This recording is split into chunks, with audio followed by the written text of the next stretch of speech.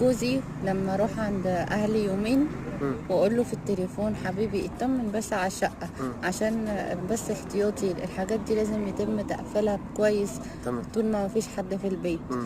ويتعصب عليا.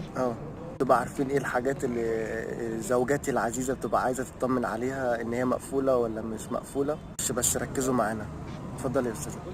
ايوه على فكره دي حاجات مهمه، مم. لازم اي حد ينزل ويسيب الشقه اه. يبقى مطمن الحاجات دي مقفوله. طبيعي انا مش موجوده في البيت، مم. انت موجود، تمام. لازم تخلي بالك من الحاجات دي، يعني عشان لا قدر الله ما يحصلش معانا حاجه. أيوة. والحاجات دي مش حاجات تافهه، اه. طبيعي لازم نتاكد ان طبيعي. بوتاجازنا مقفول وغازنا مقفول مم. وفيشه الغاز بتاعت السخان مقفوله. أيوة. والحاجات الضروريه دي صح. شبابيكنا مقفوله وبابنا مقفول كويس. اه. ايه المشكله معاك؟ ليه الحاجات دي بتعصبك؟ انا محتاجه افهم بس. ماشي. بس كده.